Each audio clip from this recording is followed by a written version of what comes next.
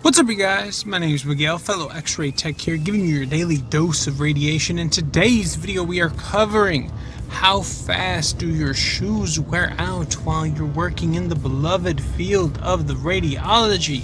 So to give you context, I am a night shift Xray Tech, been doing it for about 4 years.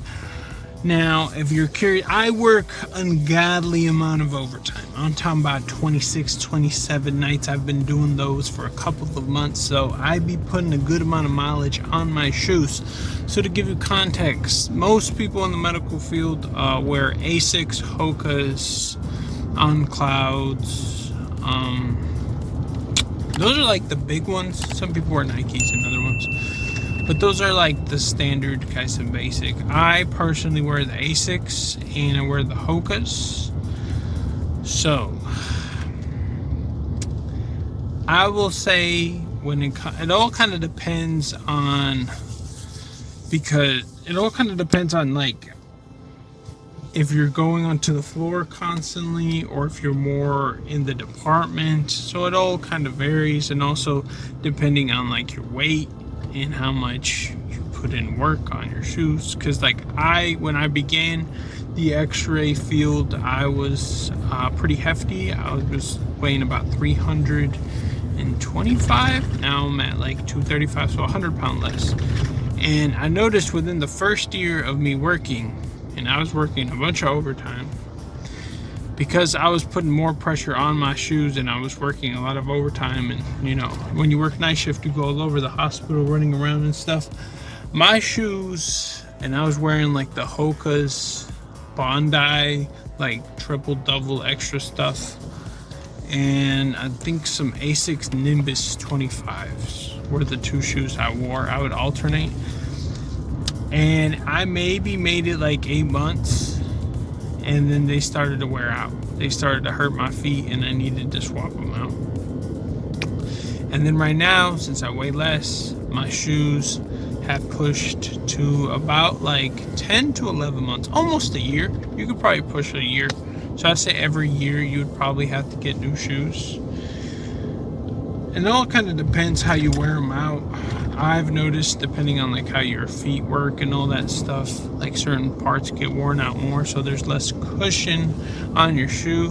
But a lot of the time, since we are on our feet, a lot of the times you need the most support so your feet don't hurt, especially if you're working long hours a lot of times.